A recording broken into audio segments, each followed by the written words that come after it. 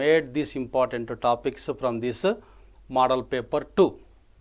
So the first question here, the average spending on education by the government of Himachal Pradesh per child is. కాబట్టి సగటున హిమాచల్ ప్రదేశ్ వాళ్ళ రాష్ట్రంలో ఉన్నటువంటి విద్యార్థి పైన కేటాయించేటువంటి అమౌంట్ ఎంత? Answer goes to the 2002 rupees, 2004 rupees, 2005 rupees and 2007 rupees. The answer goes to the 2005 rupees. అంటే 2005 రూపాయలు ప్రతి విద్యార్థి పైన హిమాచల్ ప్రదేశ్ ప్రభుత్వము ఖర్చు పెడతా ఉంటుంది. It is a very highly indication of budget on education by the Himachal Pradesh. కాబట్టి హిమాచల్ ప్రదేశ్ ఈ విధంగా కేటాయించి ఆ రాష్ట్రంలో విద్యాభివృద్ధిని బాగా అభివృద్ధి చేస్తూ ఉంటుంది. అందుకొరకు అన్ని స్టేట్ల కంటే ఎక్కువ ట్రెమెండస్గా బాగా విద్య పైన ఖర్చు పెడుతూ విద్యారంగాన్ని విస్తరింపచేసిన స్టేట్ అంటే హిమాచల్ ప్రదేశ్ అని చెప్పుకోవచ్చు. The PCI of Punjab in 2012, 2012 సంవత్సరంలో పంజాబ్ రాష్ట్రం యొక్క పర్ క్యాపిటా ఇన్కమ్ ఎంత అని అడుగుతున్నాను క్వశ్చన్. కాబట్టి 2012 ప్రకారము పంజాబ్లో ఉన్న తలసరి ఆదాయం ఎంత అంటే 78,000, 74,000, 25,000 and 35,000. The answer goes to the 75,000. కాబట్టి 78,000 రూపాయలు పంజాబ్ రాష్ట్రంలో ఉన్న ప్రజలు సంపాదిస్తూ ఉన్నారు. is data from 2012 data of PCI from Punjab state. So around which period agriculture was started? కాబట్టి ఫర్ ఎగ్జాంపుల్ తీసుకుంటే ప్రపంచ లెవెల్లోనే వ్యవసాయ రంగం ఎప్పుడు స్టార్ట్ అయింది? So which period started agriculture in the world?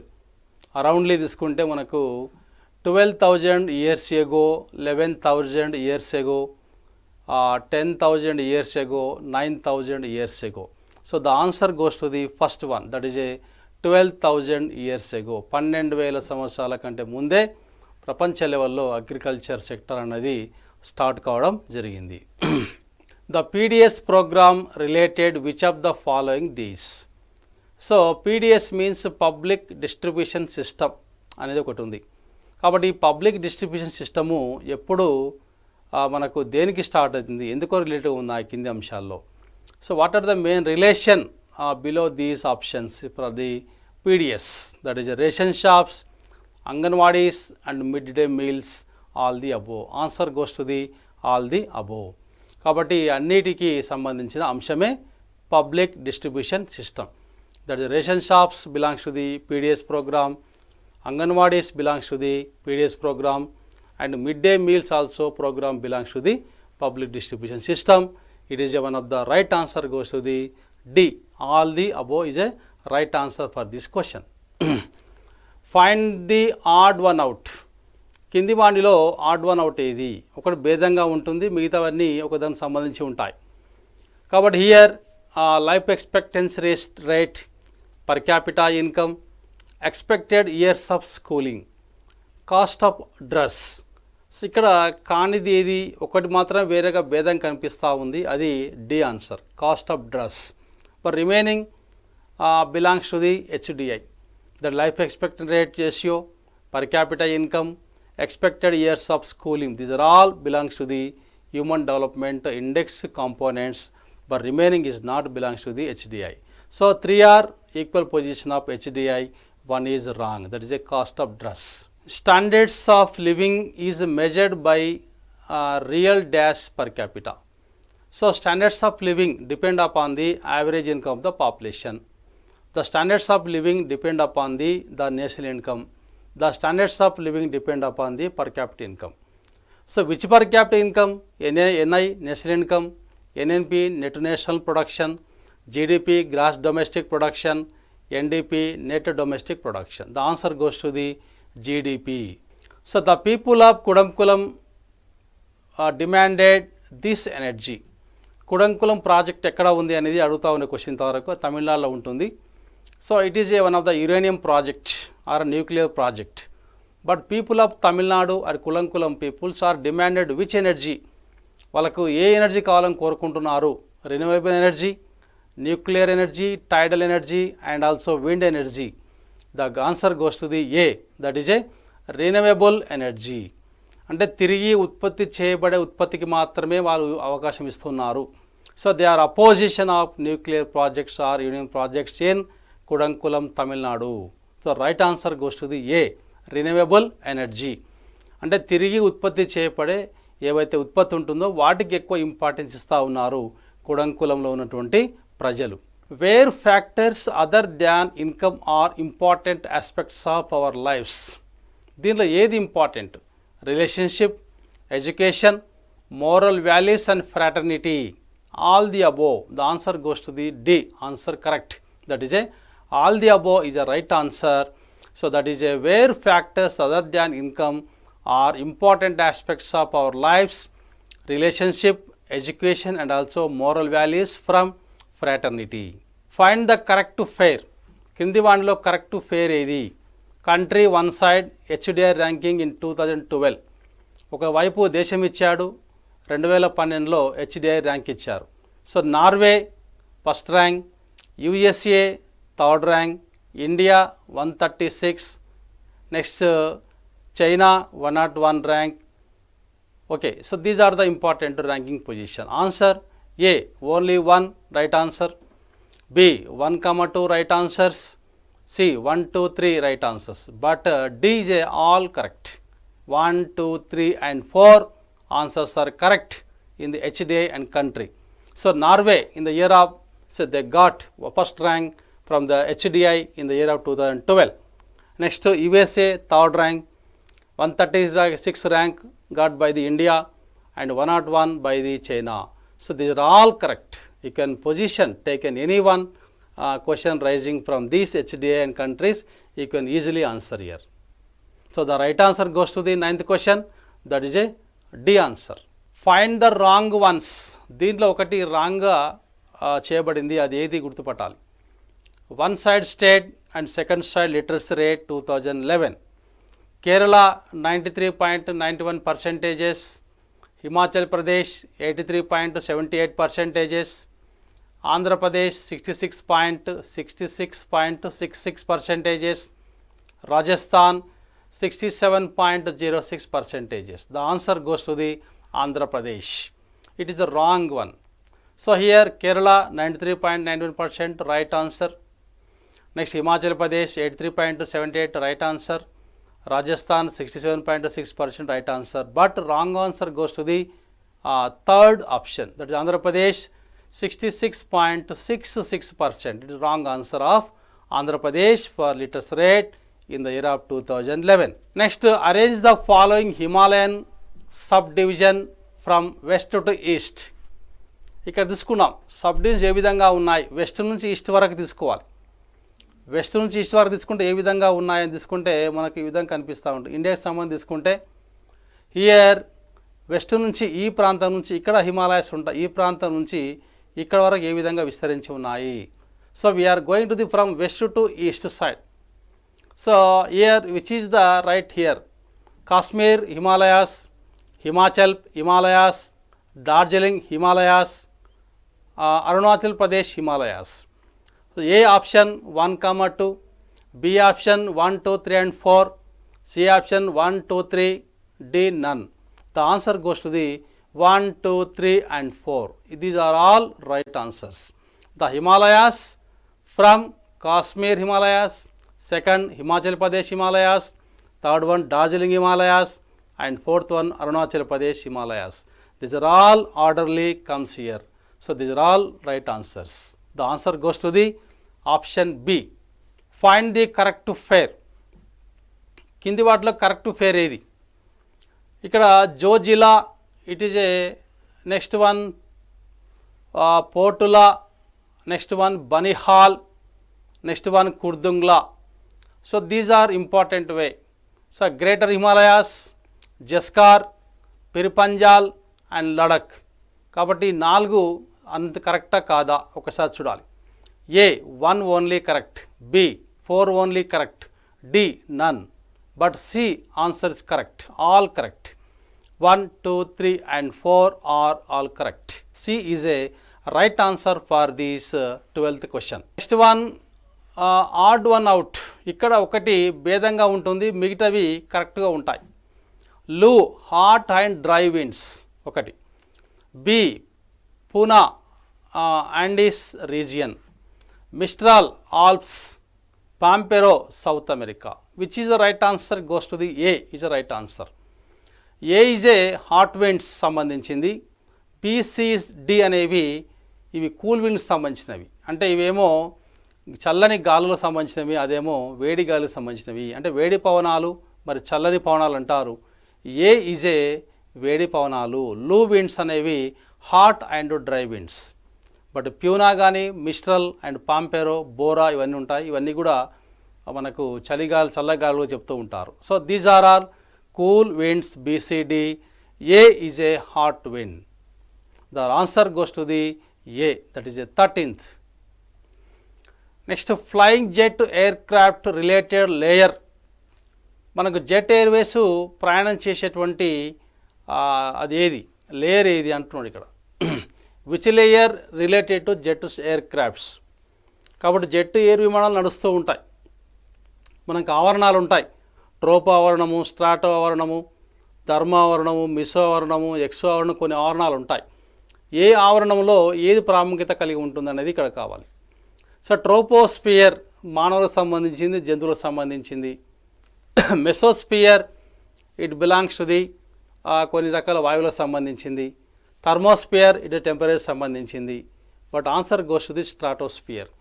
కాబట్టి రెండవ ఆవరణమైన స్ట్రాటోస్పియర్లో ఈ జెట్ విమానాలు ప్రయాణం చేస్తూ ఉంటాయి. So it is a right answer for the flying jet aircrafts related layer, that is a stratosphere.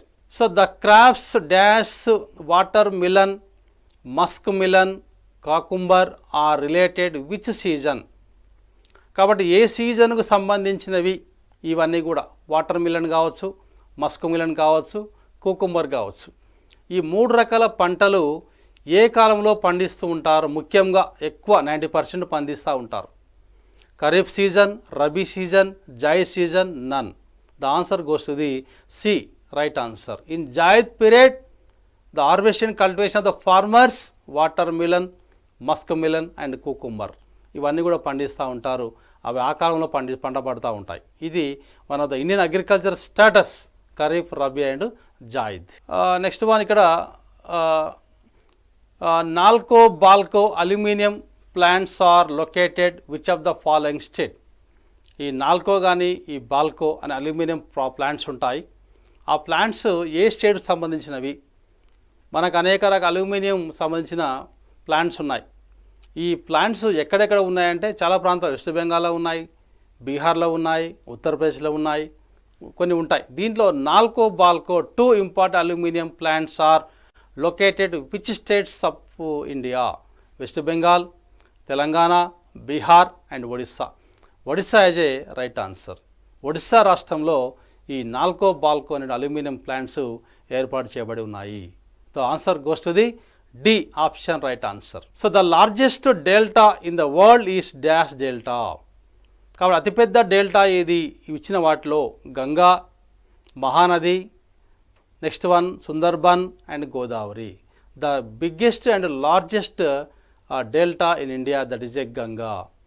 కాబట్టి ప్రపంచంలోనే అతిపెద్ద డెల్టా ఏంటంటే గంగా అనేది డెల్టా అంటారు. అది అతిపెద్ద డెల్టా అని చెప్పొచ్చు. సుందర్బన్స్ ఉన్నాయి మన ఇండియాలో కూడా, అది పెద్దదిగా రెండో పెద్దదిగా చెప్పొచ్చు. గోదావరి డెల్టాలు ఉన్నాయి, మహానది డెల్టా ఉన్నాయి. కాబట్టి అన్నిటికంటే అతిపెద్ద డెల్టా ఏంటంటే గంగా నది డెల్టా అంటారు. So right answer A option. The highest peak in the Western Ghats is. వెస్టర్న్ ఘాట్స్లో ఉన్నటువంటి హైయెస్ట్ పీక్ ఏదంటున్నాడు. Here is A Western Ghats, here is A Western Ghats. కాబట్టి పశ్చిమ కనుమలు, తూర్పు కనుమలు ఉంటాయి. పశ్చిమ కనుమల్లో ఎత్తైన శిఖరం ఏంది, తూర్పు కనుమలో ఎత్తైన శిఖరం ఏంది అంటాడు. సో అనైముడి, కేటు, అరోమకొండ, ఖాసి.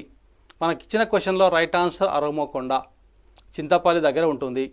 కాబట్టి Armakonda it belongs to the Western Ghats, highest peak. కాబట్టి తూర్పు కనుమల్లో ఎత్తైన శిఖరం ఏంటంటే అరోమకొండ.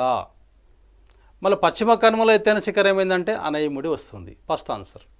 So in the Western Ghats it is a Anaimudi వస్తుంది, ఇకనేమో అరోమకొండ వస్తాయి. So any one examination point of view it is a very important question. ఇక్కడ వెస్టర్న్ ఘాట్స్లో అడిగినా ఈస్టర్న్ ఘాట్స్లో అడిగినా ఆన్సర్స్ ఇవే ఉంటాయి. వెస్టర్న్ ఘాట్లు అడుగుతానేమో అనైముడి వస్తుంది, ఈస్టర్న్ ఘాట్లు అడుగుతానేమో అరోమకొండ వస్తుంది. So these are the highest peaks in Eastern Ghats and also Western Ghats. The answer goes to the here this question C answer, right answer. Next find the one which is wrongly matched. ఒకటిగా రాంగ్గా match చేయబడింది, అది ఏది? Jammu hills, Mishmi hills, Cachar and Patkais. ఏ ప్రాంతంలో ఏ ప్రాంతానికి సంబంధించింది? ఇక ఒక సైడ్ ఏమో హిల్స్ ఉన్నాయి, మరొక సైడు ప్లేసెస్ ఉన్నాయి. ఎక్కడ ఉన్నాయి? జమ్మూ హిల్స్ జమ్మూ కాశ్మీర్లో ఉన్నాయి, right answer. Mishmi hills Arunachal ప్రదేశ్లో ఉన్నాయి, రైట్ ఆన్సర్. కొచ్చార్ హిల్స్ అస్సాంలో ఉన్నాయి. But Patkai hills not belongs to Uttar Pradesh. కాబట్టి పాట్కా హిల్స్ మాత్రం ఉత్తరప్రదేశ్లో ఉండవు. It is a wrong answer. It is wrongly matched in this question. ఈ క్వశ్చన్లో ఇది రాంగ్గా మ్యాచ్ చేయబడింది. But here the option goes to the fourth one. So temperature decreases when the dash increases. ఉష్ణోగ్రత తగ్గుతూ ఉంటుంది, ఏది పెరిగితే తగ్గుతూ ఉంటుంది అనేది క్వశ్చన్ ఇక్కడ. Air pressure, altitude, sunlight, atmosphere. Answer goes to the altitude. ఎత్తు పెరిగే కొద్దీ ఉష్ణోగ్రత తగ్గుతూ ఉంటుంది, ఎత్తు తగ్గే కొద్దీ ఉష్ణోగ్రత పెరుగుతూ ఉంటుంది. So it is a inverse relation between temperature and altitude. ఈ రెండింటికి సంబంధం కలిగి ఉంటుంది. కాబట్టి ఆన్సర్ గోస్ టు ది బీస్ option, 20th question. The service sector activities in the following. ఈ కింద ఇచ్చిన వాటిలో సర్వీస్ సెక్టార్ సంబంధించింది ఏంది? మిగతావి వేరే ఉంటాయి. Here option A fishing, fisheries, B bricks making, D mining. So these 3 are belongs to the primary sector, but one is belongs to the service sector, that goes to the transport. Fisheries, bricks making and mining, A, B and D are belongs to the primary sector, but C, transport belongs to the service sector or tertiary sector. కాబట్టి రవాణా రంగం అనేది సేవా రంగానికి సంబంధించిన అంశం. That is A one of the right answer. So paid leaves is provided in this sector. ఏ సెక్టార్స్లో పెయిడ్ లీవ్స్ ఉంటాయి? ఒక ఉద్యోగి తన పని ఉన్నప్పుడు సెలవు పెడతా ఉంటారు. సెలవు పెట్టినప్పటికి కూడా కొన్ని సెలవులు మాత్రమే పరిమితం చేసి మిగతా వాటికి శాలరీ కట్ అవుతూ ఉంటుంది. అయినప్పటికీ కూడా అతని సెలవులు ఉన్నప్పటికీ కూడా ఒక్కోసారి కట్ కావచ్చు. For example Sundays and holidays, festivals, holidays ఉంటాయి. వీటి టైంలో వాళ్ళకు పెయిడ్ లీవ్స్ ఇస్తూ ఉంటారు. అమౌంట్ కంపల్సరీ శాలరీలు ఇవ్వడం జరుగుతూ ఉంటుంది. మన ఏ సెక్టార్లు ఇస్తూ ఉంటారు? ఆర్గనైజ్ సెక్టార్లు ఇస్తూ ఉంటారు. Unorganize sector they is no paid leaves. Rural private, urban private. Because of BCDR 3 sectors who are working in these sectors only working time they are getting places, but they are not working, so there is no payments. Under no work, no payments. But here in organized sector there is a work, there is a payment, but there is a paid leaves, they are going to the getting the monies. So answer A, the paid leaves is providing in this sector, that is a organized sector. Answer goes to the A. In India, roughly about dash million people are workers as per 2011 data. కాబట్టి 2011 data ప్రకారము ఎన్ని మిలియన్ల మందికి పని లభించింది భారతదేశంలో? India రఫ్లీ about million people are workers, employment ఉంది మన దేశంలో.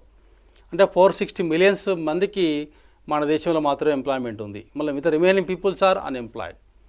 300 millions, 360 millions, 420 millions are wrong answers, but right answer goes to the D option. So roughly 460 million people are workers in India as per 2011 data. Find the odd one out. కింది వానలో ఒక దానికి సంబంధం కాదు, మిగతా 3 ఒకే, ఒకటి మాత్రం సంబంధం కాదు.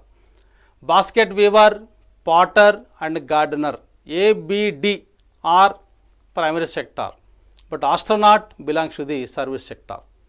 ఆస్ట్రోనాట్ అని మాత్రమే సర్వీస్ సెక్టార్ సంబంధించిన వాడు. బాస్కెట్ వీవర్ కానీ, పాటర్ కానీ, గార్డెనర్ కానీ they are belongs to only primary sector. వాళ్ళు ప్రాథమిక రంగానికి సంబంధించిన వాళ్ళు, ఒకటి మాత్రం సేవా రంగానికి సంబంధించింది. So here odd one out is A C answer, right. Next, as per 2009-10 statistics arrange from low to high on the basis of the employment sharing. కాబట్టి 2009-10 ప్రకారం తీసుకుంటే, లెక్కల ప్రకారం తీసుకుంటే లో నుంచి హై వరకు ఉన్నటువంటి బేసిక్ ఎంప్లాయ్మెంట్ ఏ విధంగా ఉంది. So there is a 3 sectors, agriculture, service sector, industry ఉంది. మళ్ళీ ఏ రంగము ఏ విధంగా లో నుంచి హై వరకు ఇస్తూ ఉంటుంది. తీసుకుంటే ఇక్కడ A 123, B 312, C 231, but D is right answer 321. So low to high, ఇక్కడ అడిగేది లో టు హై అంటున్నాడు. సో లో టు హై అంటే ఎవరు ఇస్తారు ఇక్కడ? ఫర్ ఎగ్జాంపుల్ ఇక్కడ తీసుకుంటే 3 రంగాల్లో highest employment giving by the agriculture, second one service sector, third one industry sector. So answer goes to the D, right answer. Which of the following does not belongs to unorganized sector? ఒకటి unorganized సెక్టార్కు సంబంధించింది కాదు. Building construction, small scale sectors, agriculture labourers. Next public sector. So this is one of the main organized sector, that is a public sector. Public sector is a organized sector, but building construction, small scale sector, agriculture laborers are belongs to the unorganized sector. 3 are A, B, C, 3 are unorganized sector, but 1 D is a organized sector. Next, share of agriculture sector in GDP in 1972-73. 1972-73 ప్రకారం ఎంత వాటా కలిగి ఉంది agriculture sector?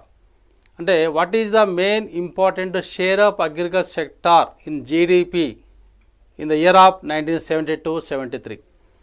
1972-73 కాలంలో వ్యవసాయ రంగం ఇచ్చేటువంటి share ఎంత పర్సెంటేజ్ ఇచ్చింది? Answer goes to the 43%. Next BCD are wrong answers, but A is A right answer. 43% of the income giving by the agriculture sector in the year of 1972-73 అని చెప్పొచ్చు. Next per capital income means, తలసరి ఆదాయం అనగానేమి అడుగుతున్నాడు ఎగ్జామ్లో. చాలా క్వశ్చన్లు అడిగాడు question. What is the meaning of per capital income? So what is the meaning of per capital income? What is the equation of per capital income? So how we can get the per capital income? తలసరి ఆదాయం ఏ విధంగా లెక్కించవచ్చు, ఏ విధంగా మనం కొలవచ్చు అని చెప్పేసి ఇక్కడ ఇస్తుంటారు questions. So first option country population by national income, wrong. GNP by national income, wrong. National income by GDP, wrong answers. But right is goes to the D, national income by country population. అంటే జాతీయ ఆదాయాన్ని దేశ జనాభాతో భాగిస్తే మనకు లభించేది తలసరి ఆదాయం, that is A per capital income. దీన్ని మనం తలసరి ఆదాయం అంటారు. So it is an average income getting by the people in period of time in the country, that's called as a per capital income. So national income by country population belongs to the per capita income. Next, expand Dwakra. Dwakra విస్తరించండి. So first answer, right answer here, development of women and children in rural areas. D, development of W, women, C, children, R, rural, A, areas. So development of women and children in rural areas, that is called as a Dwakra. But remaining B, C, D are wrong answers. Dwakra is A, first answer is a right answer for the Dwakra. Sectors, one side and second side 2011-12 GDP percentage. So which is the right matched? A, B, C, D options ఇచ్చాడు, దాంట్లో ఏది సంబంధించింది? Industry, trade, hotels, transport sectors, finance, insurance, real estate, community, social services. So here the percentages 26%, 27%, 18% and 13%. So here options 1A, 2B, 3C, 4D, Bలో 1B, 2C, 3A, 4D, C 1C, 2D, 3A, 4B, Dలో 1D, 2A, 3A, 4B. The answer goes to the first one, 1A. It is a right matched. So industry sector 26%, trade, hotels, transport 27%, finance, insurance, real estate 18%, community, social services 13%. The answer goes to the 1. First one is a right answer. You can take any changeable of the main important percentages. అంటే దీని ప్రకారం question ఏ విధంగా తిప్పి కూడా అడగవచ్చు. కాబట్టి ఏ విధంగా అడిగినా మనకు ఆన్సర్ ఇదే ఉంటుంది. That is one of the main right answer. A is a right answer for the match the following question. The first cotton mill of India was set up in. మొట్టమొదటిసారిగా ఒక పత్తి పరిశ్రమ ఎక్కడ స్టార్ట్ అయింది, కాటన్ మిల్ ఎక్కడ ఏర్పాటు చేశారు భారతదేశంలో? ఈ కాటన్ మిల్ ఎక్కడ మొట్టమొదటిగా ఏర్పాటు చేశారు? Chennai, Mumbai, Lucknow, Patna. The first is goes to the second answer Mumbai.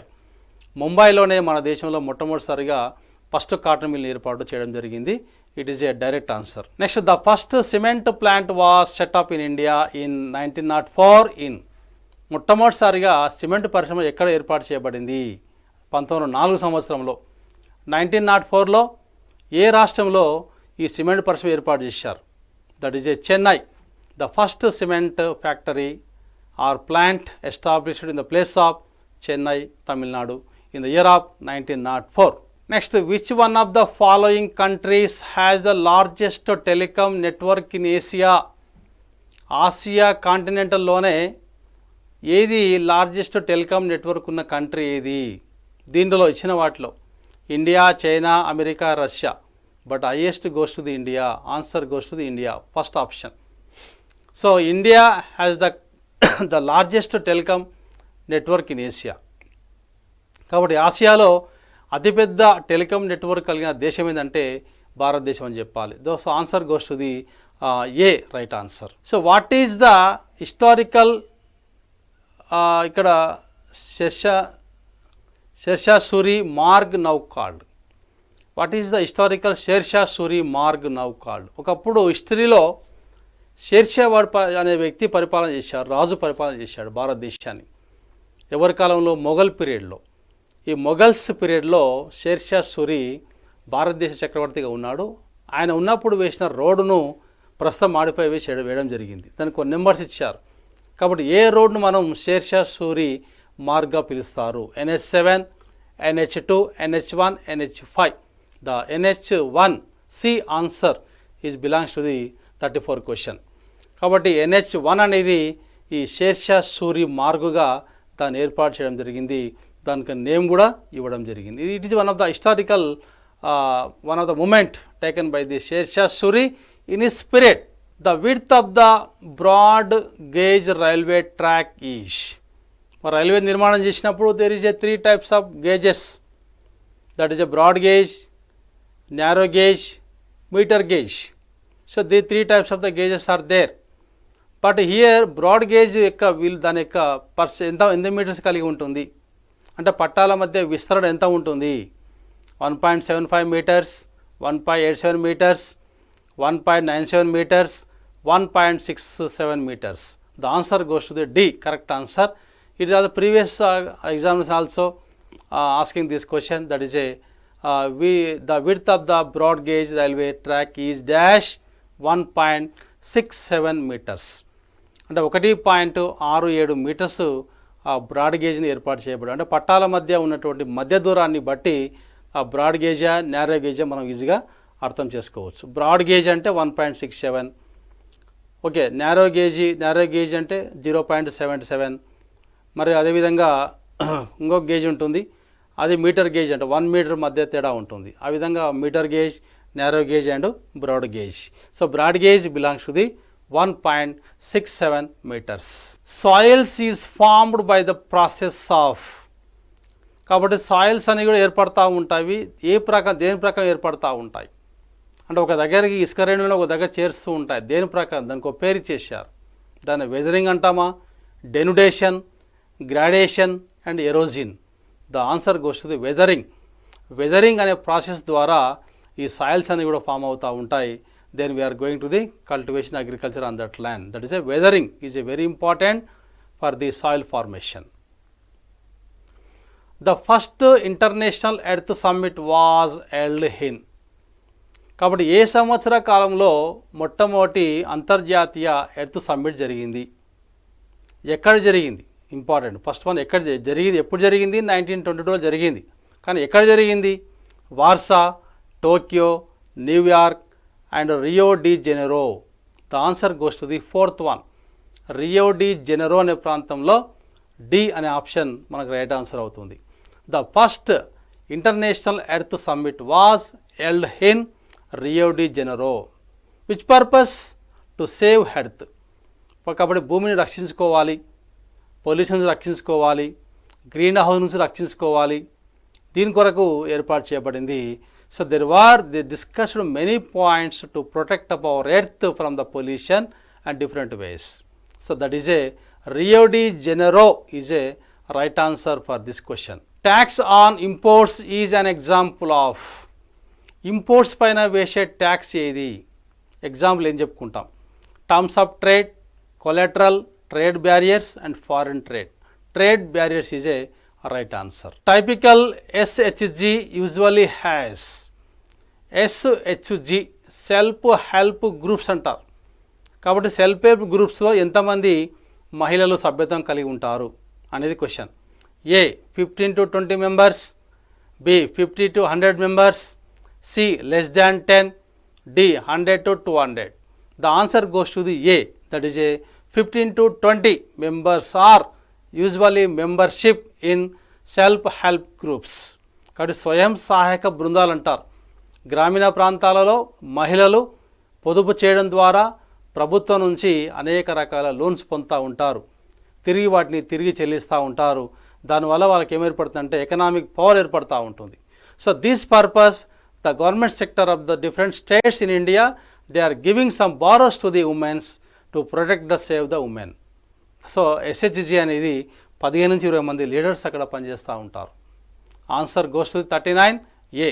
So 40 question for calculating body mass index BMI, weight of the persons is divide by the body mass index. కాబట్టి ఒక వ్యక్తి యొక్క ఎత్తును మరియు బరువును బట్టి వ్యక్తి ఏ విధంగా ఉన్నాడో, ప్రోటీన్స్ ఉన్నాయా, మరి కార్బోహైడ్రేట్స్ ఉన్నాయా, లేక వీక్గా ఉన్నాడా, లేకుంటే హెవీ బాడీ మెజర్స్ ఉన్నాయా, ఈ విధంగా కొలవడానికి ఉపయోగపడే కొలతను ఏమంటాం అంటే బాడీ మాస్ ఇండెక్స్ అంటారు, BMI. So in this way the important here the weight of the person divided by the square of the height. కాబట్టి హైట్ని బట్టి వెయిట్ను రెండు మనకు డివైడ్ బై చేస్తే మనకు బాడీ మాస్ ఇండెక్స్ వస్తూ ఉంటుంది. But A is a right answer in this question. Next 41 question land cover and land use in maps. Choose the correct fair. మనకు అనేక రకాల ల్యాండ్స్ ఉంటాయి, ల్యాండ్కి సంబంధించిన కవర్స్ ఉంటాయి, ఏ విధంగా మనం దాన్ని ఏర్పాటు కలర్స్ ఉంటాయి. మళ్ళీ ఏ ల్యాండ్కు మనం ఏ కలర్ ఇస్తూ ఉంటాం. మామూలుగా మ్యాప్ పాయింటింగ్లో ఈ కలర్స్ ఇస్తూ ఉంటారు. ఇండియన్ జాగ్రఫికల్ మ్యాప్లో కానీ లేదా ఇండియన్ పొలిటికల్ మ్యాప్లో కానీ ఈ విధంగా కొన్ని రకాల మ్యాప్స్ ఇస్తూ ఉంటారు. ఆ మ్యాపుల్లో కొన్ని గుర్తులు ఇస్తారు. ఆ గుర్తును బట్టి ఆ ప్లేస్ని మనం ఆ కలర్ని బట్టి ఈజీగా అండర్స్టాండ్ చేసుకోవచ్చు. For example colour dark green, next one dark grey, next black, next yellow. కాబట్టి ఈ 4 రకాల కలర్స్ దేనికి ఇస్తారు?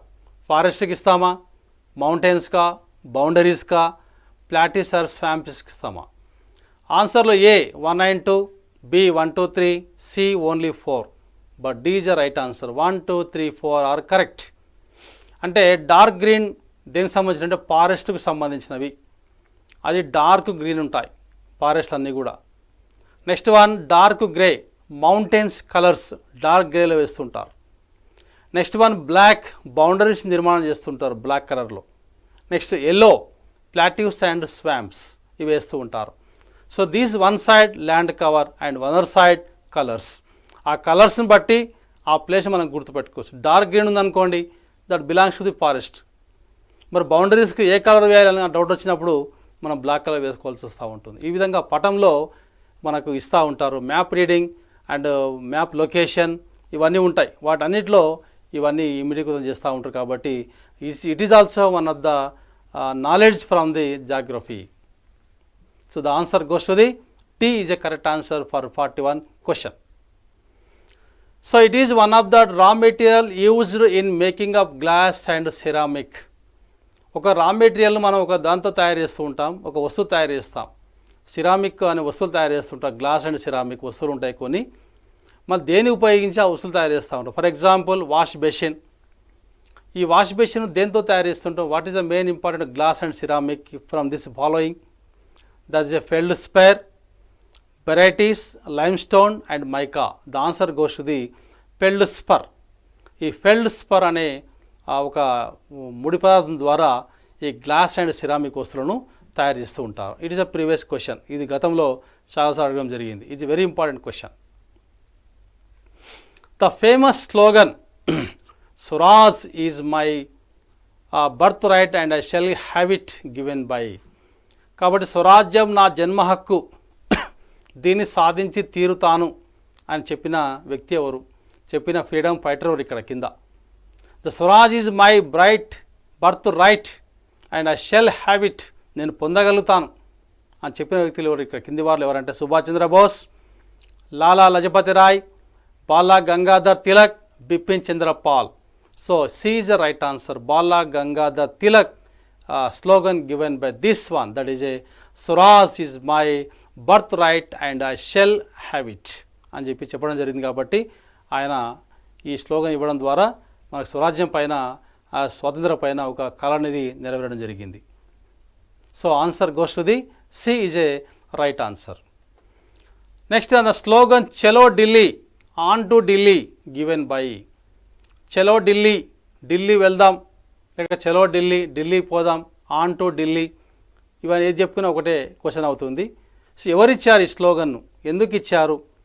స్వతంత్ర భారతదేశంలో స్వాతంత్రం పొందలేము మనం ఇంకా, అయినప్పుడు కూడా ఈ స్లోగన్ ఇచ్చేస్తూ సైనికులను, కొంతమంది యువకులను బాగా ప్రోత్సహించి బ్రిటిష్ వారిని తరిమేయడానికి ప్రయత్నించిన గొప్ప వ్యక్తి, వీరుడు మన దేశంలో ఉన్నారు.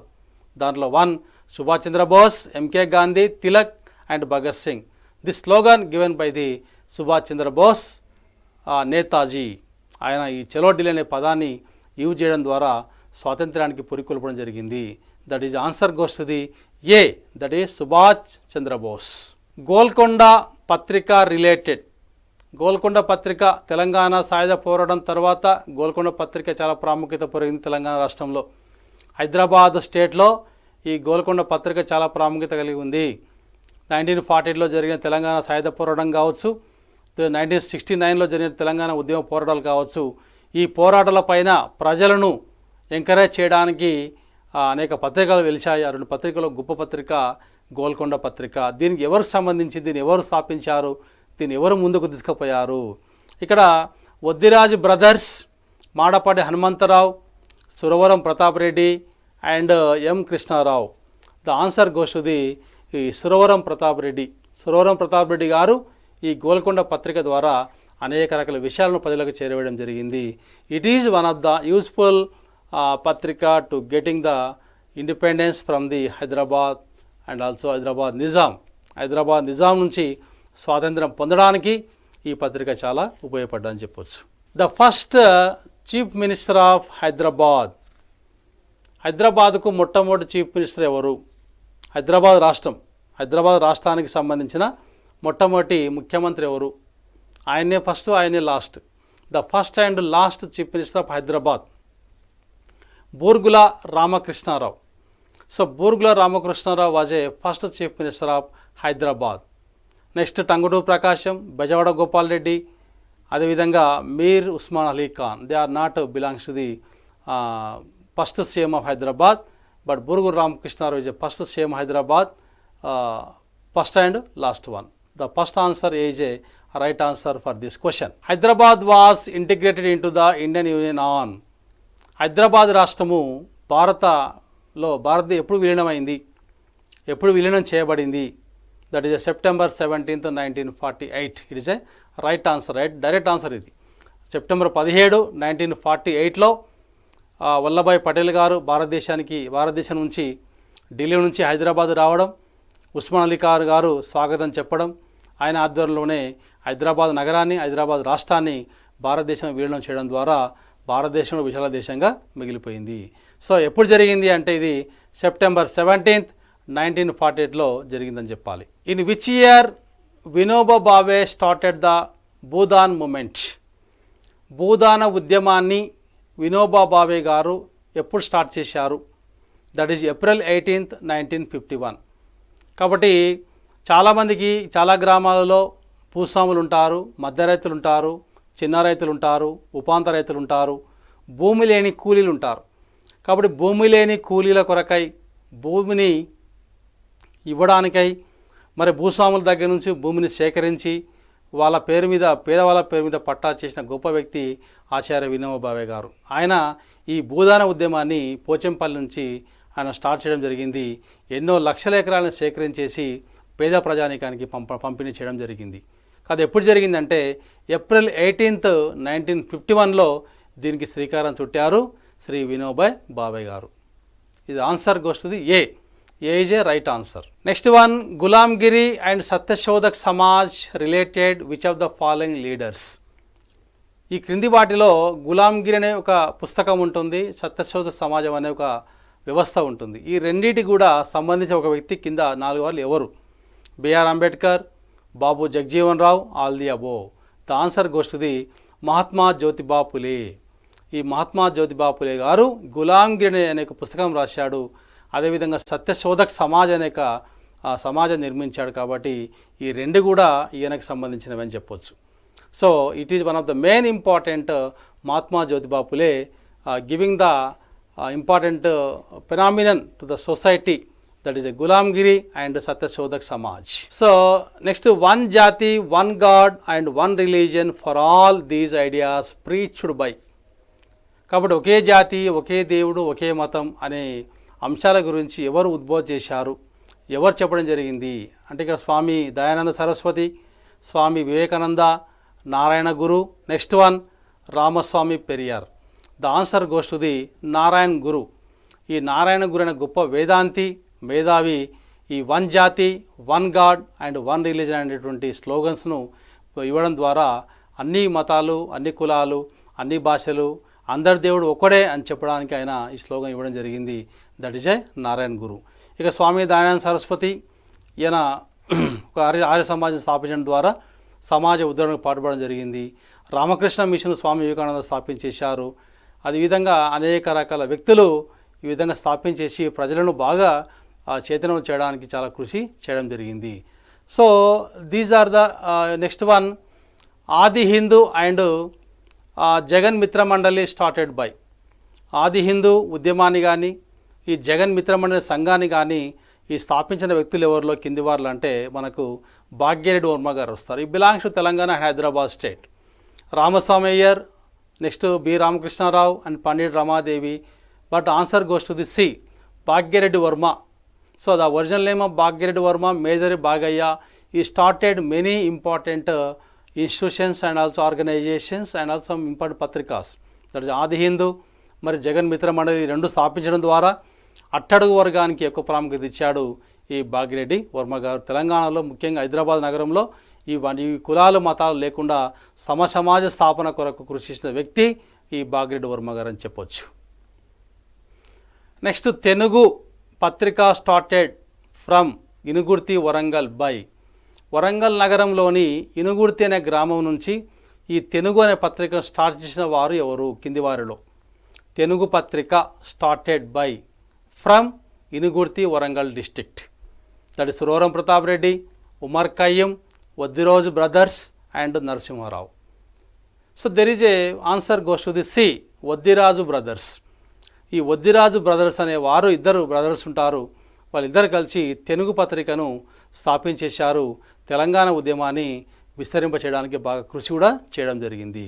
Next, which one of the following is considered the best form of government. ఈ క్రింది వాటిలో బెస్ట్ ఫార్మ్ ఆఫ్ గవర్నమెంట్ ఏది? That is a democracy. So democracy is a best form of government. It is a the total judgement of the public. అంటే ప్రజాస్వామ్యం అంటే అది of the people, by the people, for the people. It is democracy. కాబట్టి అత్యధిక ప్రజల యొక్క సంతోషమే, వాళ్ళ నిర్ణయమే ఇది డెమోక్రసీగా చెప్తాం. కాబట్టి the best form of the government goes to the democracy అని చెప్పు. The answer goes to the A is a first answer in this way. So it is a very useful to you. Model paper 1 and model paper 2. So these are all important for examination point of view. You can read and also you will get good marks in the TSRGC set 2020. Thank you.